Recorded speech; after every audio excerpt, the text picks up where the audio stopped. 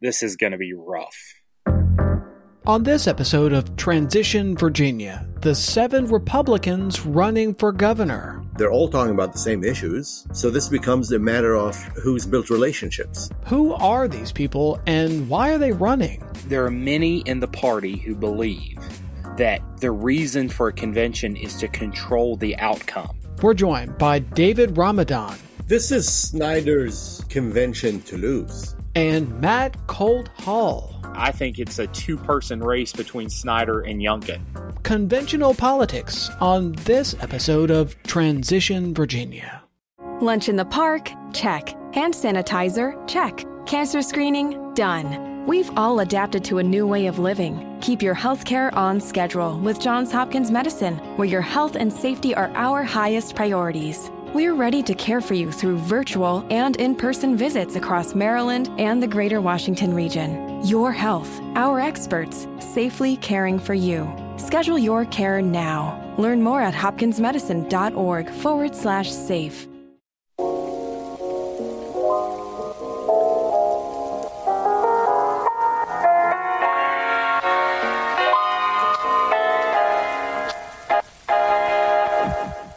Welcome to Transition Virginia, the podcast that examines the ongoing transition of power in Virginia.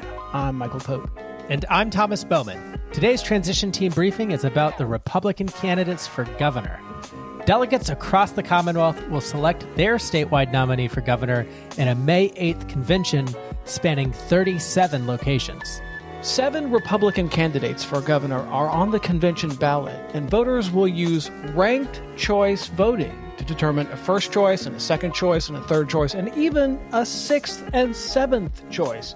So who are these 7 candidates and why are they running?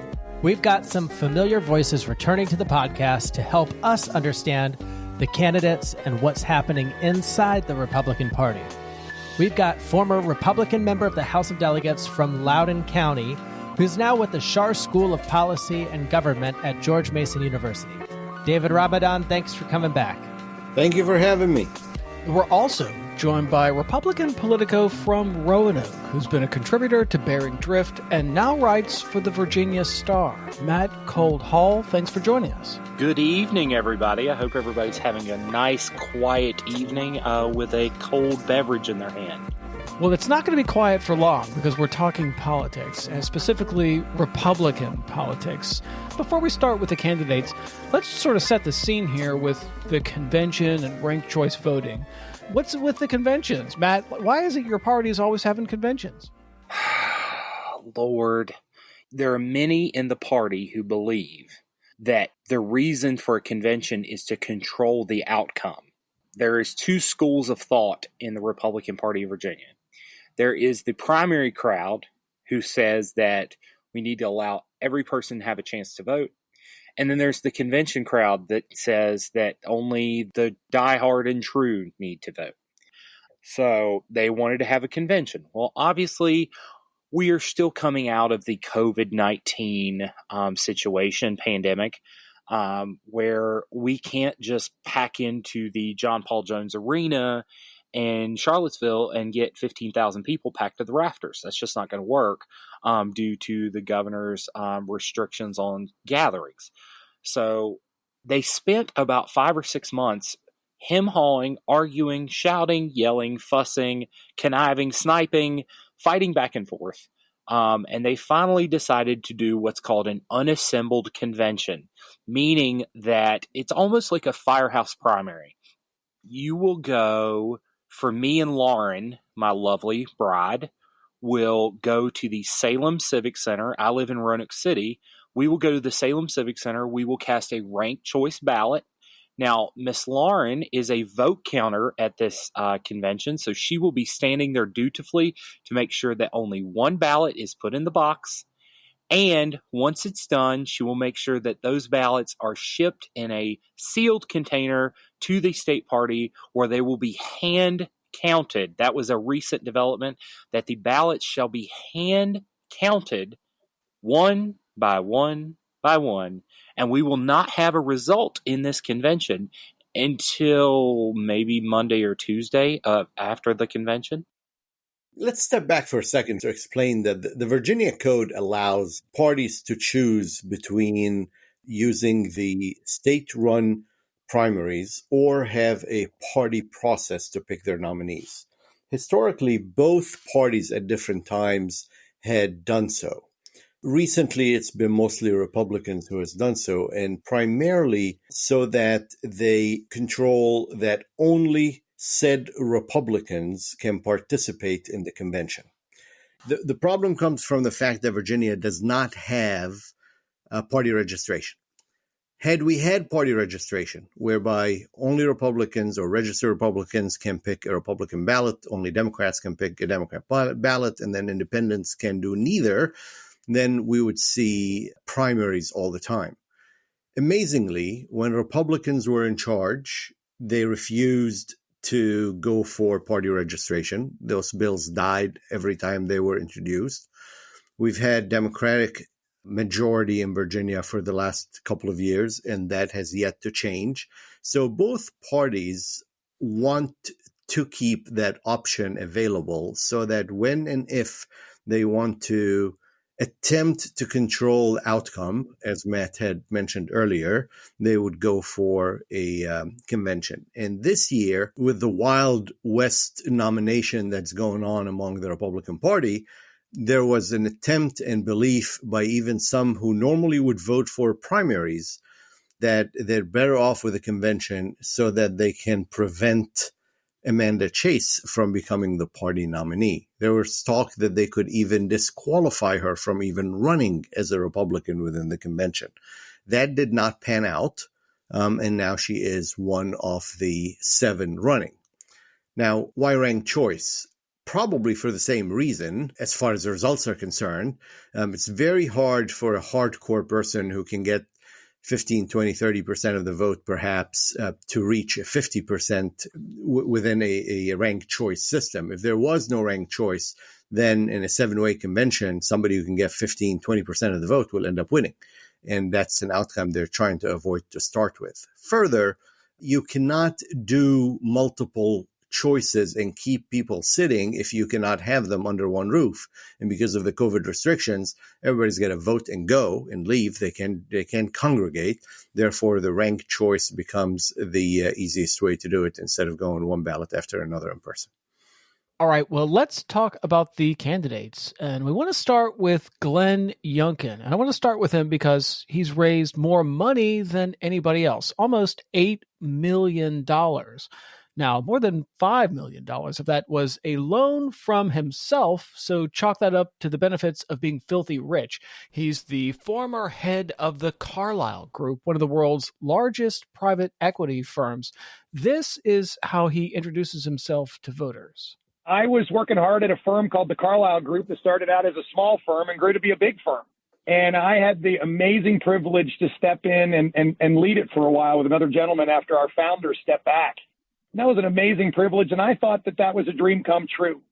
But I had a calling last summer to step down from Carlyle and go into public service. I love this idea that the Carlyle Group is a small business that became a big business. What do we make of this bio, David Ramadan? Is this going to sell with Republican voters? Well, the way it's presented, it might sell. However, it's my understanding that's not necessarily the best presentation of the background here. The Carlyle Group was never really a small business. It started out as a big enterprise. And it's my understanding that Mr. Younkin, who made it to co-chair of the Carlyle Group, had left the Carlyle Group way before deciding to run for office, and that there was a disruption or disagreement among the Carlyle Group leadership. So therefore, he left. Everybody's entitled to run. Everybody can run. It's a great system. That's what democracy is all about. However, this is yet another millionaire who decided, I got nothing better to do today and let me run. And even though the story of somebody who started with a small group and ended up with a big group and I stepped down, it doesn't jive. And for anybody who can spend 5 minutes researching on the internet, he or she will find out that that's not the story. And the numbers that we're seeing out there it makes it clear that he's not catching wind with people. He's not gaining support to takes a while to become a known commodity among the electorate, especially when we're talking among convention electorate. That's the hardcore. You need to spend years of going from one committee to another. You need to have drinks and go to barbecue events and sit in backyards and veteran organizations and women groups. And there's simply not enough time to do that in 8 or 10 months prior to an election.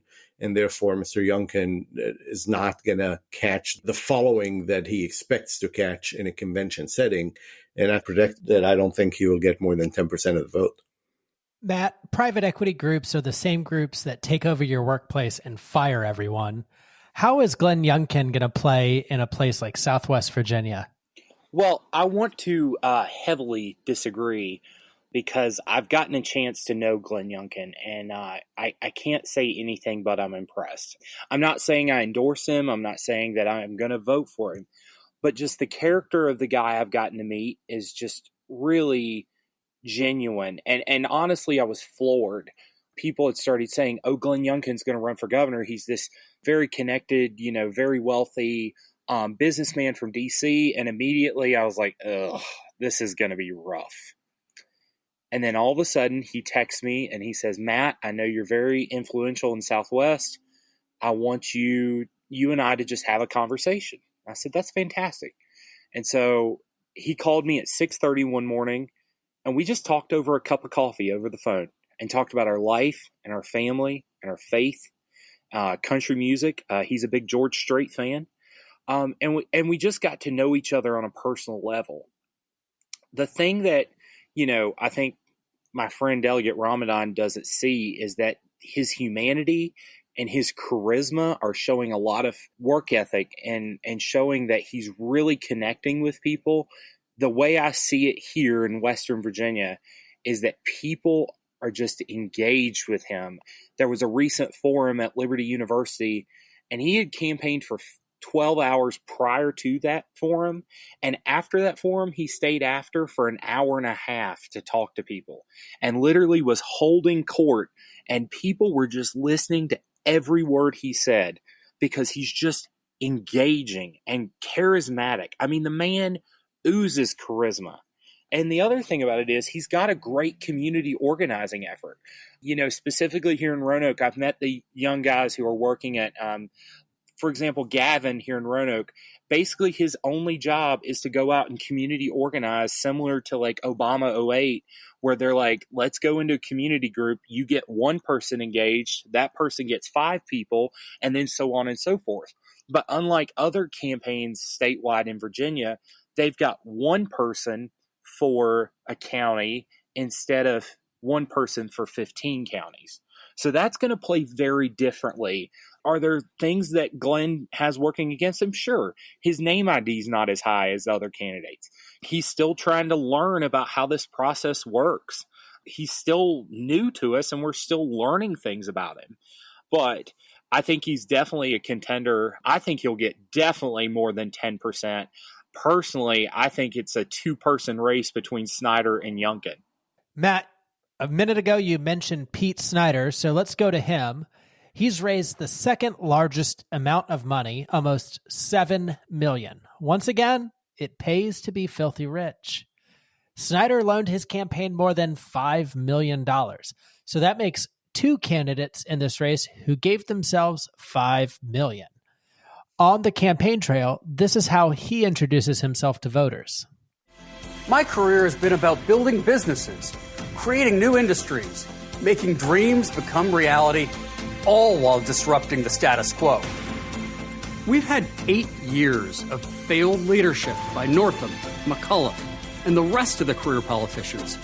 It's clear we need change. Virginia needs to lead again, and I will lead the way. Pete Snyder for governor. Innovator, disruptor, problem solver. Does Virginia need a disruptor? Virginia probably does need a disruptor. I'm a little biased. I actually worked on Snyder's first campaign as a young college intern on his lieutenant governor's race in 2013. And so Snyder has played the long game. And he's been working for this, and that's the advantage that Snyder has on Younkin. it's a convention, so it's obviously about individual connections, and he has played the long game. He knows these activists. He knows, the details about them, the party leaders, the party elders. He knows everything about them. And he has a lot of the same folks that have run conventions in Virginia, sometimes to the chagrin of activists. It's the same people who have run, conventions past. And so he knows the playing field, and he's played the long game to get to this nomination. I don't want to say that he feels like he's earned it, because that's not the case. He is working hard to get that nomination, and he has been loyal to this party and worked very hard to get in the position he's in to be in that top 2 frontrunner status, in my opinion. This is Snyder's convention to lose. He's been working this for 8 years now, and he had the time to go around the state. He had the time to attend the barbecues. Heck, he's been holding the barbecues and dragging his rig around and feeding everybody around the state. He had played in every small committee meetings, every backyard gathering, and he had built a name for himself. It didn't pan out for him in the first run, just like I don't anticipate it panning out for Younkin this time, simply because he didn't have the time the first round to build his name recognition and build those relationships. Look, when you look today at these at the candidates, there's really not a huge difference, with the exception of put Amanda Chase out there on the side. There's not really a huge difference in ideology here. They're all talking about the same issues. So this becomes a matter of who has built relationships. And Snyder had the time to build those relationships. And that's why he is the front runner. And that's why this is his convention to lose. Now, our next candidate is former House Speaker Kirk Cox. Now, he has not given himself $5 million, but his gubernatorial campaign did receive more than $300,000 from his leadership committee. Overall, he's raised about $1 million, which would be a really good number if he wasn't running against millionaires who are bankrolling their campaigns. On the campaign trail, this is how he introduces himself to voters. For 30 years, I taught U.S. and Virginia government. I taught about our representative democracy and the timeless principles it's built on. Along the way, I got to coach a few ball games, sharing with kids the values of character and hard work. Nowadays, it seems all of that is under attack. Timeless principles like free speech and the freedom to worship are being replaced with a council culture that says if you don't act and think like big city elites, you're ignorant and bigoted. David Ramadan, can Kirk Cox win by running against cancel culture? He cannot win regardless how he's running. Kirk is the most experienced candidate in this race with 30 years in the House, served as Speaker. He is probably the most influential policy-wise and probably the person who has the most relationships within the Richmond circles. However, he has some weaknesses, one of which is he never was a grassroots leader, not outside of the Richmond and his district area. Even as Speaker, he wasn't the party leader per se. He was just the Speaker and the caucus leader. And Kirk had 2 votes that will hurt him and will continue to hurt him in any party nomination. He had ushered the highest tax increase, or second highest tax increase in Virginia history, the transportation bill, about 10 years ago. And then he had ushered Obamacare. And in a convention setting where the hardcore of the party are the only voters, these are voters that don't want somebody who had voted for Obamacare. They don't want somebody who had ushered and raised taxes. And he will absolutely be at a disadvantage. And therefore, whether he's running for or against any culture, there's no way that he can win. So what I'd say about my friend Speaker Cox is that he has been a principled leader with the exception of those 2 votes. But the problem is you're running in a convention and those 2 votes mean a lot to the convention base. Speaker Cox has really, had a storied career in the General Assembly. And a lot of his endorsements are his former colleagues. However, as we get to the close of the campaign, you can start to tell that it's not, the math isn't adding up. And I see that every day. I think he's definitely going to be a player in the convention. The thing about it is, though, I have yet to see, and this is something that really just makes me scratch my head, is that the Cox campaign keeps saying, I've got all this support, I've got all this support. But the only time they ever talk about who's supporting him are party officials and elected officials. I don't see a lot of the rank and file of the party, your average just precinct captain or your just regular convention attendee or your regular Republican Party committee person supporting Kirk Cox. And I think that stems from they don't agree with his record on the two issues that Delegate Ramadan mentioned, especially the Medicaid expansion, because Virginians were told for years that you need to elect a Republican majority and we will defeat Obamacare. We will not pass Medicaid expansion. And then all of a sudden, we passed it. And so a lot of voters that you talk to feel like we were told for 10 years you weren't going to do it. And then all of a sudden you did it. And so they kind of feel lied to. And that's not just indicative of Kirk Cox. There was a lot of people involved in that decision. My friend Terry Kilgore and lots of folks. So the thing is that voters have some issues with his voting record. At the same time, he's got a lot of institutional support in party leadership. But I have yet to see that translate into the rank and file of the Republican Party. Your average Joe who doesn't attend every committee meeting or doesn't watch 9 hours of Fox News, or, the folks that don't listen to Transition Virginia, although they should. I don't see your regular party folks coming out and saying, I want to vote for Kirk Cox. And I think that's his biggest problem. All right. Well, we're at least canceling the discussion on Kirk Cox to move to our next candidate. You can't put lipstick on a pig, but you can put lipstick on Senator Amanda Chase, the firebrand conservative Republican who likes to call herself Trump in heels. She's best known for speaking at the January 6th rally that led to the Capitol coup attempt. Then she defended the people involved by saying these were not rioters and looters, these were patriots.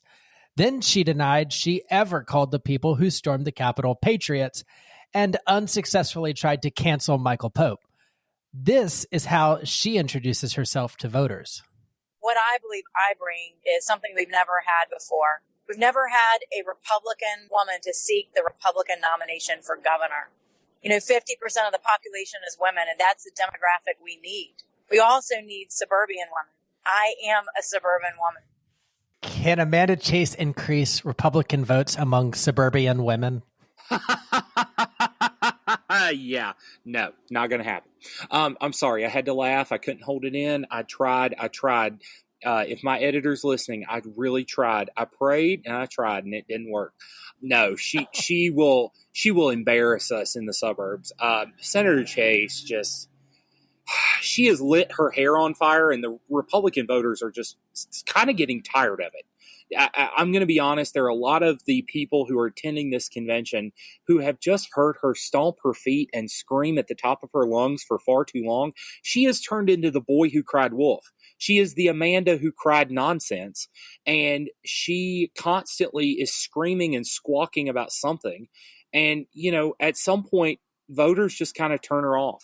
And I think she's at that point. You saw it in her finance report. She had a very weak Q1 finance report. She got banned from Facebook, and you have to either follow her personal Facebook page or you have to find one of her supporters who will post about where she's at.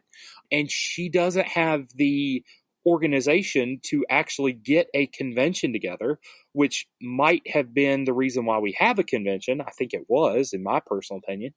But she's constantly lighting her hair on fire and getting mad about every little thing. And it's every day. And she's making everyone mad. And literally, the thing about it is the Richmond community, the political community, left, right, and center, is looking to find someone to primary her in 2023 because they're just so frustrated. I don't think she makes it to the final ballot. And to be honest, I think her political career is kind of shot at this point. Look, Amanda Chase is the epitome of what's wrong with the Republican Party today, and the epitome of that xenophobic, white nationalist, populist segment of the American society that is un-American by definition. She uses standard language that she had picked up from every xenophobe and racist out there to scare people off. She doesn't belong in any realm of politics. She doesn't belong in any realm of public office. She is right that Republicans need the women vote. She is right that Republicans need the suburban demographic. But what she doesn't understand or even comprehend, that she is exactly the reason and the example of why women in America are not voting Republican, and why minorities in America are not voting Republican, and why suburbia is not voting Republican. Sadly, she will probably be the top candidate on the first ballot. But I don't see how in any formula that she is the second, third, or fourth choice for anybody but that xenophobic, racist, nationalist segment that will go there to vote for her and for nobody else. And therefore, in a choice ballot like we have, in ranked choice ballot, she's not likely to make it.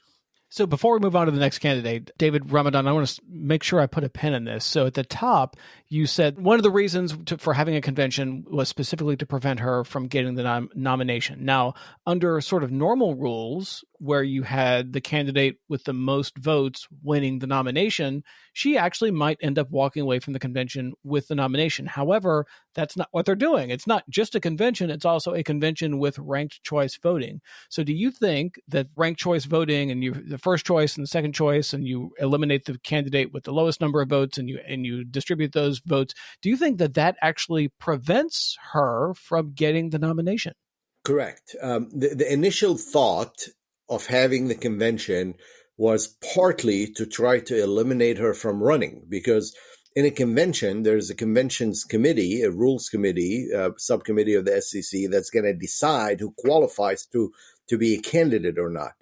And because she's been kicked out of the Republican Party in her local county, because she's no longer a member of the caucus, there is an argument to make that she shouldn't be allowed to run in that convention. However, that ship had sailed and they allowed her to. But the back door to this is that ranked choice will likely result in her not being able to gather enough voters to win. Now, let me tell you, if I'm wrong, and I have been wrong before, after all, Donald Trump became president. Who called it? Nobody did. I certainly didn't. If I'm wrong and she ends up to be the nominee, that means more than 50% of the Republican electorate in Virginia had in the convention had chosen her to be the nominee. And that will absolutely be the end of the mailbox called RPV and answering machine that exists. Even that answering machine and mailbox at that point needs to shut down and go home. So we haven't talked about the rest of the candidates yet. We're going to get around to them. Matt, I want to ask you a question. So if you're an Octavia Johnson voter and Octavia Johnson is the first off the list, is there any possibility that Amanda Chase is your number two? Similarly, if you're a Peter Duran voter and Peter Duran is eliminated in round two, is there any chance that Amanda Chase is your number two choice? Similarly, Sergio De La Pena.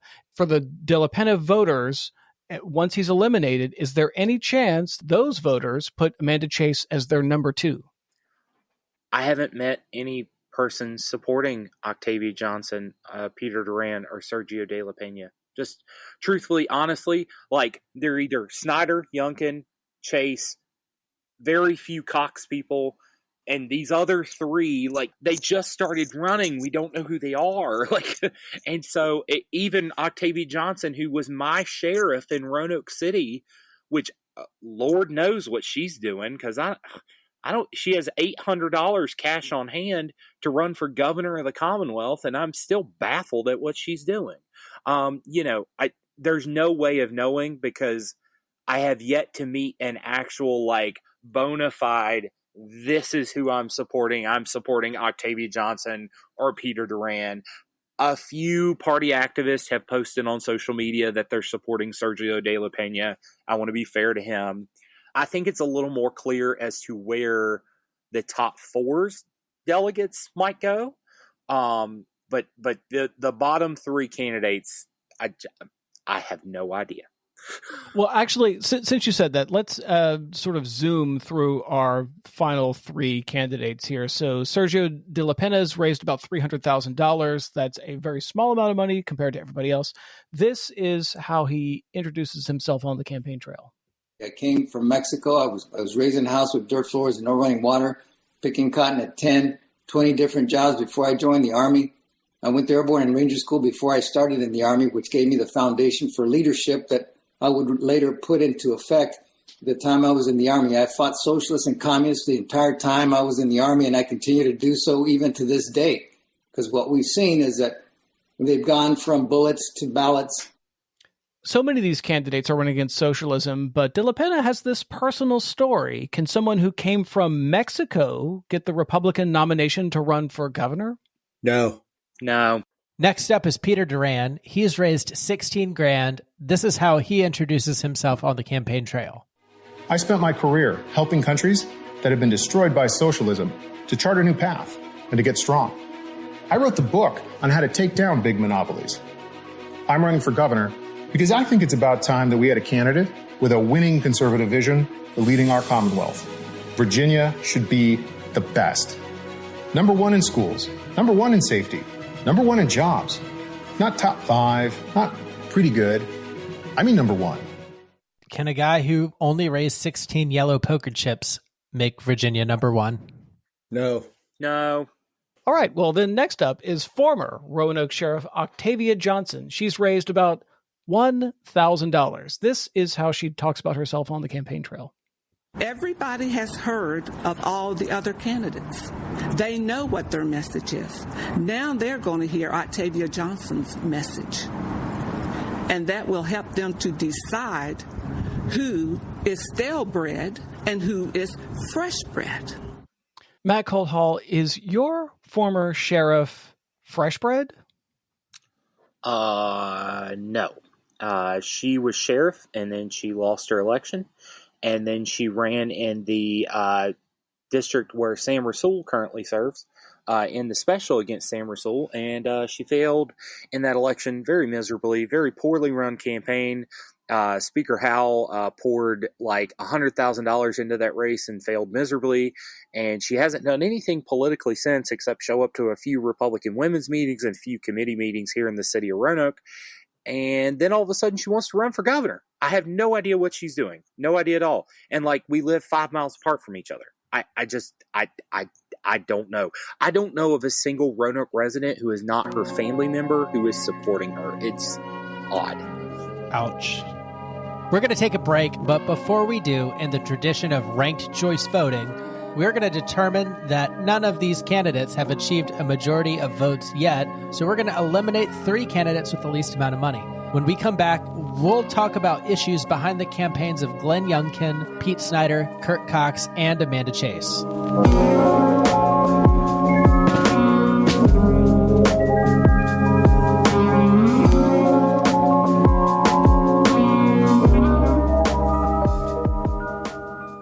Are you ready for spring? Well, now is the perfect time to add a Proven Winners hydrangea to your landscape. Beautiful and easy to grow, there's one for every style and situation. Look for Proven Winners hydrangeas in the white containers at your local garden center. And I'll tell you what doesn't help is when we have reporters like Michael Pope from WVTF. These were not rioters and looters. These were patriots. I never called the people who stormed the Capitol patriots. These were not rioters and looters. These were patriots. I never called the people who stormed the Capitol patriots. We have to hold our media accountable. you can help our podcast hold people in power accountable. Head over to transitionvirginia.com and hit the button that says Contribute on Patreon. For as little as $3 a month, you can help us speak truth to power.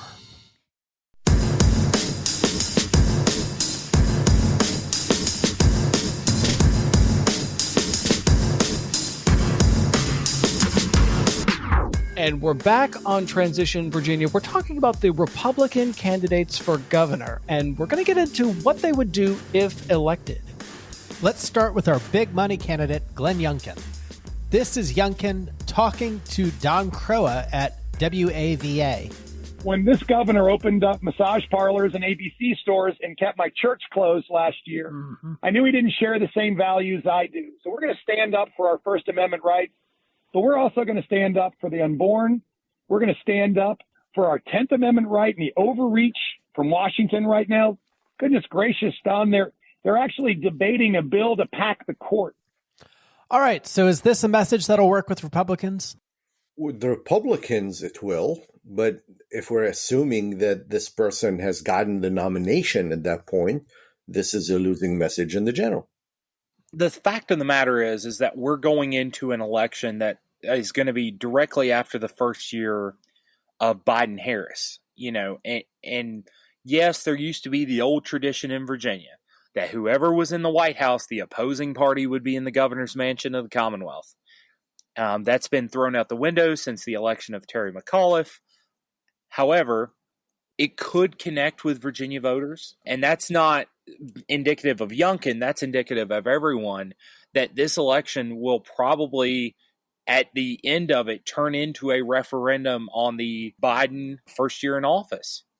Next up is our other big money candidate in this race, Pete Snyder. Illegal immigration costs taxpayers billions, and it brings crime and gangs into our communities.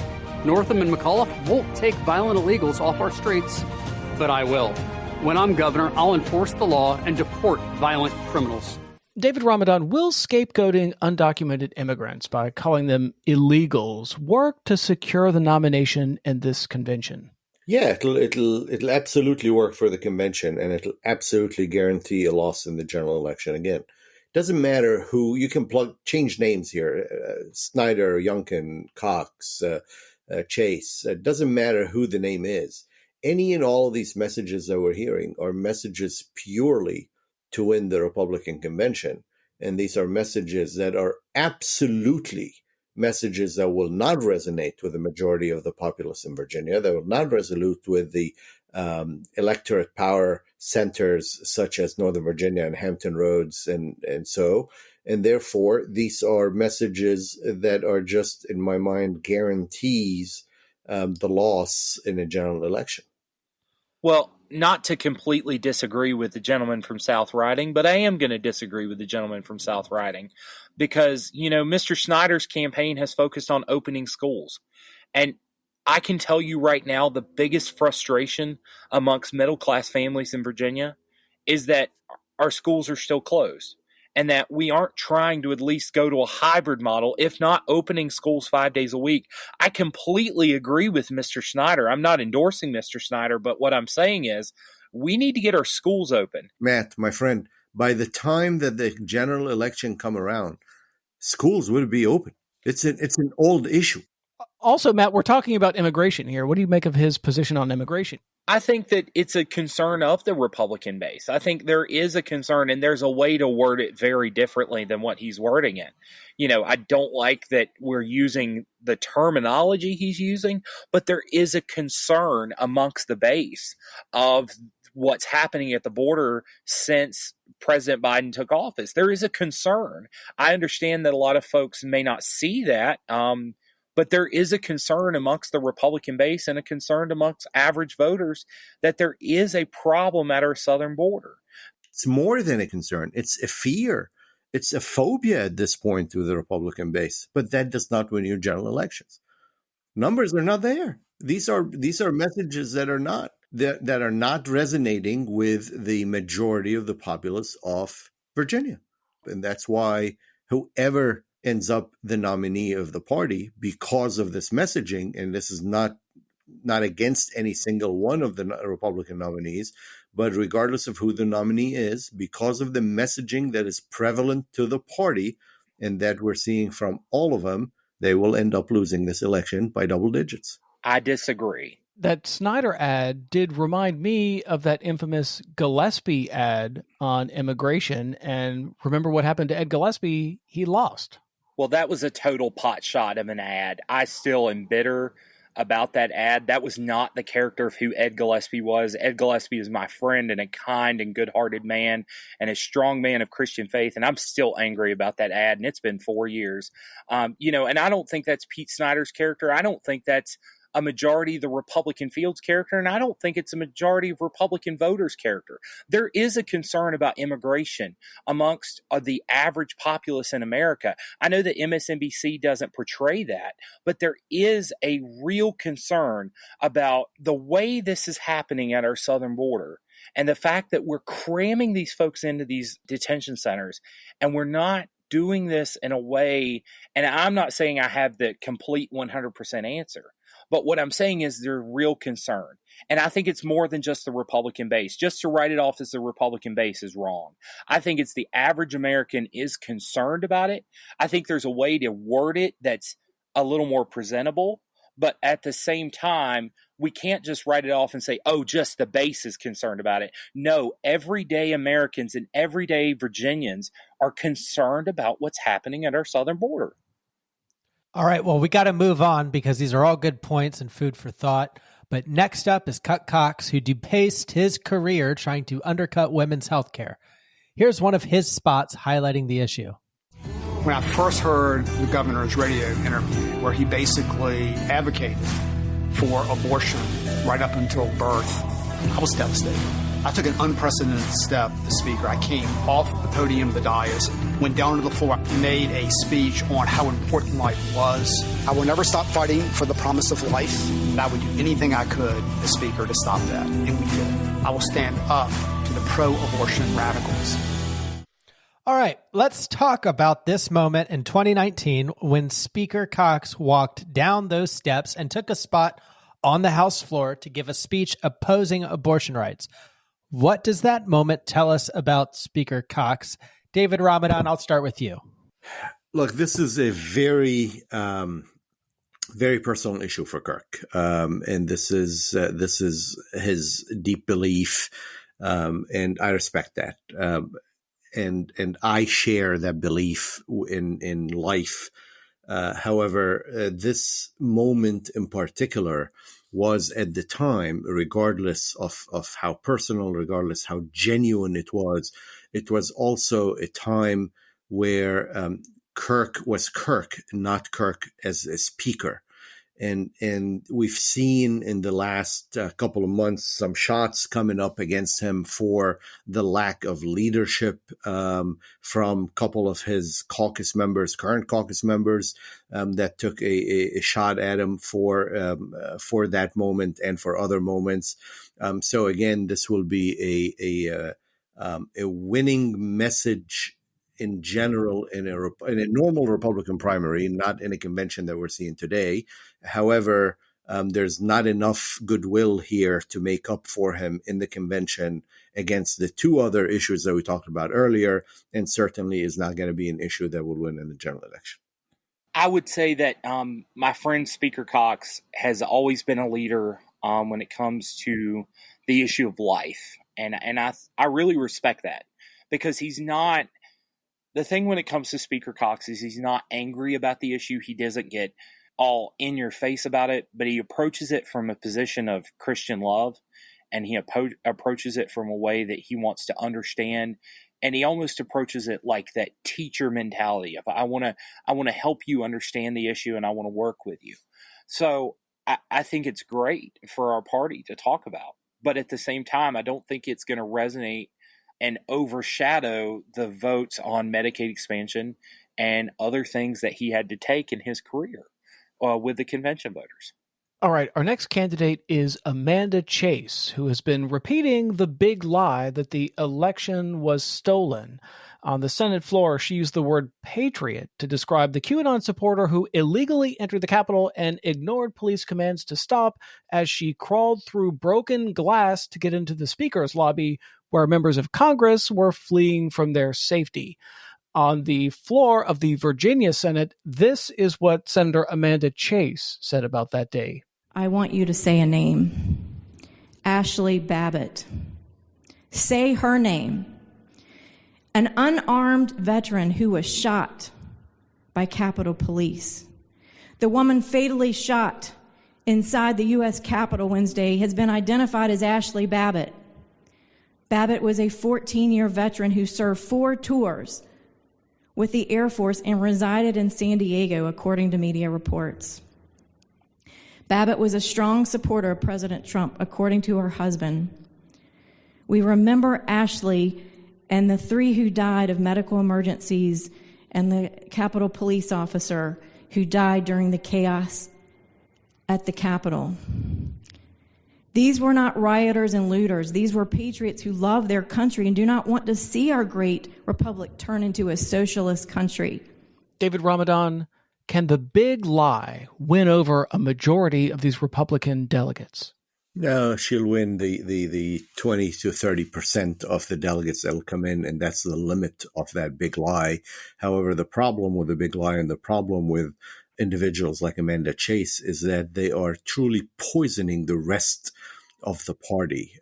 Unfortunately, there's still 50% or so of the Republican base that believes that the election was stolen. It was not. They believe that these idiots that went to the Capitol Hill are patriots. They are not. They are looters. They believe that what they were doing was patriotic. It is not. That was un-American and that was illegal, and they deserve to be thrown in jail, and that's where they belong. Senator Chase's rhetoric was absolutely uncalled for. Now, there are concerns of ballot integrity, especially when it comes to changes in voter ID laws and voter access laws and things like that. I think there's a genuine concern, and I think there's, thoughts amongst the Republican base that there were problems in this election. Now, whether it was stolen, that's up to somebody who's way above my pay grade. Oh, come on, my brother. No, now, Delegate Ramadan, we can Come on. You cannot be above your pay grade. There is no stolen election, period. And if we don't start from that, then we are poisoning the entire discussion. There was no stolen election, period. But my friend Delegate Ramadan, could you say without a shadow of doubt that every ballot that was cast, every ballot in every part of the United States of America was absolutely 100% valid? And the answer is no. And there were problems with the fact that voter ID laws weren't being followed or they had been repealed in the first place. There were concerns. I'm not saying the election was stolen. I'm saying there were concerns raised. I'm not saying that they were all right concerns, but we have a problem in our country where we can't have civil discourse anymore. And if you disagree, therefore you're wrong and you need to push out of society. And therefore we should be able to have open discussion and say, look, here's the concerns I have, here's the concerns you have, and let's come to, we may not come to an agreement, but we're not going to yell at each other in the process. And that's what we lost in that entire 2020 election, in my personal opinion. Now, we lost more than that, my friend. We lost the basis of what's fact and what's fiction. You can disagree on things and you're entitled to an opinion, but nobody's entitled to their own facts. There was not a stolen election. There was a process. The process was verified again and again and again. There were lawsuits. They all came out short and false. So if we even going to entertain that thought, then we are starting with the wrong base. And if we don't have a base to start with, if we don't have facts that are absolutely indisputable to start with, then there couldn't be even a discussion, mind you, to have a civil discussion. And the minute that we are even allowing that discussion of a stolen election to be within the same discussion of, well, maybe and no, and it's above, no, there's no maybe. There was no stolen election, period. No discussion about that. All right, we've got some relevant listener mail from Robert Dyer, and he says, thank you for your podcast. It's really helped him understand the political landscape of Virginia. He's got a question related to the current 21 primary campaigns. The GOP is doing a convention this year on May 8th, while the Democratic Party has a primary on June 8th. He's wondering if there's anything stopping typical GOP voters from participating in the June 8th primary. Anyone can walk into the June primary as long as they are a registered voter and vote. There is no party registration in Virginia. Therefore, a Republican, Independent, or a Democrat can walk in and vote. That said, it's not likely that you're going to see a big number or even a small number of Republicans that are going to participate in the Democratic primary. If they wanted to participate in a Republican-run nominating contest in the near future, so like, for example, you vote in the Democratic primary in June, and then in 2022, you want to participate in a convention or a mass meeting, and they are able to find through the voter record that you participate in a Democratic primary. Now, you can get out of this problem by renouncing that in a written statement, which is so ridiculous. But you can renounce that in a written statement, and you can go ahead and go vote unless you've done the written statement before, and then you do it again, and then you're banished for 4 years. You know, the other thing he brings up is that he wants to know, hypothetically, is there a chance these voters knock out Terry McAuliffe from winning the nomination and instead elect someone like Lee Carter? So Republicans who don't even want to bother with the Republican nomination, or maybe they did, and the convention means that they can still vote in the Democratic primary. He wants to know, can they all get together and elect somebody like Lee Carter, who presumably would be less appetizing at a state level than someone like Terry McAuliffe? Theoretically, we can sit down and dream up a scenario where this would happen. However, practically and realistically, it will be so minuscule that it will not even register a 1% difference statewide. All right, one last question before we end this podcast. This has been a lot of fun. I really appreciate both of you coming on. I'm going to put you both on the spot and make predictions here. How many rounds do you think we're going to go through, and what do you think the top 1, 2, and 3 are going to be? David Ramadan, I'll start with you. Probably go through 5 or 6 rounds because of the number. At the end, my prediction will be Snyder will come out as the winner, with Amanda Chase either number 2 or 3, and then 3 or 4 between Younkin and Kirk Cox. So I will tell you, I think it's going to go 3 rounds. I think the final round will have Pete Snyder, Glenn Younkin, and Amanda Chase. I do not want to specify where they will be on that third ballot. As I like to tell people, everybody wants me to look into my crystal ball, and my crystal ball has Smith Mountain lake water in it, as a joke for Delegate Ramadan. It has lake water in it. It's green. I can't tell, and I have no idea what order they will be in, but my best guess will be that the final ballot will contain Pete Snyder, Glenn Younkin, and Amanda Chase. So it sounds like both of the predictions are for Snyder. Is that right? Well, I think that the top 2 are Snyder, Younkin. I'm not going to specify who's ahead and who's not, but I am going to say that the top 2 are Snyder, Younkin. Yeah. Okay, interesting. Snyder, Younkin. And somewhere between ballots number 3 and 5. Okay, great. Any other thoughts about this May 8th Republican convention? Yes, despite all of our analysis and predictions, it is a unassembled convention, which means it is a crapshoot and anything could happen. My hope is that every Republican in the Commonwealth of Virginia who signed up to be a delegate will go out and participate, get involved, say your piece, and get it out there. And I would encourage anyone who's listening, do what my wife Lauren is doing. She is actually volunteering. I can't volunteer because, I'm in the media and stuff like that. But my wife's going to volunteer to make sure that, the process runs smoothly, that ballots are being distributed properly. Volunteer and make your voice heard. And on a final note, oh my God, I just hope this thing ends quickly. I'm ready to have a weekend away from campaign life. I love it. I enjoy it so much. And I thank every reader, every listener, and every person who puts up with my nonsense.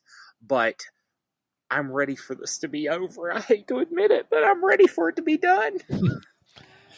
You and me both, Matt. Let's just get on to Overlord McAuliffe.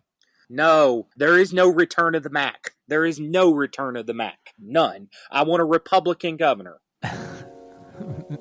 So that's all for this episode. Support us on Patreon or send us an email to transitionvapodcast@gmail.com. Like and follow at TransitionVA on Twitter and anywhere pods are cast.